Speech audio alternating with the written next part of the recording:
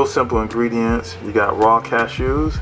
We have some lemon, squeezed lemon juice, pepper, paprika, water, sea salt, garlic, and nutritional yeast.